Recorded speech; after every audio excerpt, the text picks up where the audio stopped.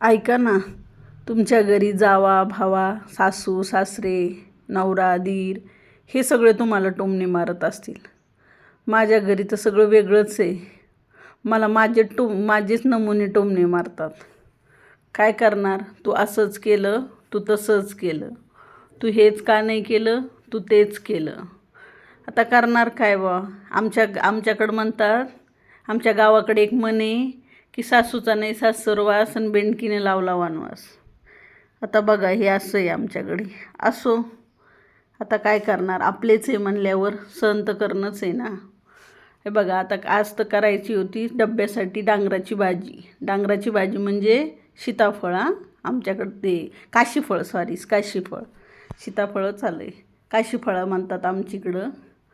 ते ते काशीफळ स्वच्छ 2 पाण्याने धुवून घेतलं, त्याला बारीक बारीक चिरले. मग एका कढईमध्ये जिरं मोहरी घातली, 2 उबळ्या तेल घालून मस्त कडून दिली. त्यामध्ये त्या बारीक बारीक फोडी होत्या ना, त्या टाकल्यात. त्या फोडी चांगल्या फ्राय होऊन दिल्या 1 ते 2 मिनिट.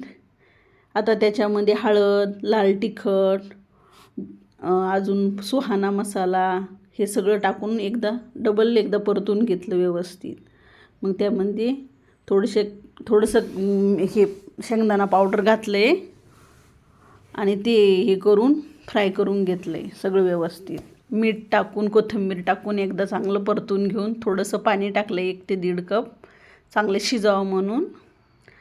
आणि ते हे केलेत काय, ते झाकून ठेवले 2 मिनटं वाफेवर. आता चला, आता घडीची पोळी बघू. आता मी पहिलाच नरमसुद्धा उंडा तिमून घेतला होता. हे बघा, आता उंडा तिमून घेतल्यावर त्या उंड्यामध्ये घडीची पोळी करायची. घडीची म्हणजे कशी, दिवसभर लुसलुशीत राहती, नरम पण राहती आणि तुम्हाला सांगते हे नाही होत, कडक होत नाही ती दिवसभर आणि छान लागते त्याच्यामुळं ना. आणि आतमध्ये पण घड्या निघतात ना, तर खायला पण छान लागते. बघा, मी आता कशी लाटून घेतली सगळीकडून, एक गरम तेलावर खरपूस सगळीकडून तळून घेतली, हे भाजून घेतली. बघा, सगळीकडून व्यवस्थित भाजली आहे बघा, लाल जरद. हे बघा, दुसरी पण घातली आहे. हे बघा, दुसरी कशी फुगली आहे, जशी सासू फुगती का तशी टुमटुम फुगली बघा. हे बघा, आता मस्त ती भाजी घेतली आहे, 2 पोळ्या, थोडंसं सलाड घेतलं आहे आणि ताक पण घेतलं आहे. आता उन्हाळा सुरू आहे ना, ताक तर पाहिजेच ना, थंड थंड सलाड आणि ताक तर पाहिजेच. आणि हो, सबस्क्राईब करताय ना, पटकन करा की सबस्क्राईब.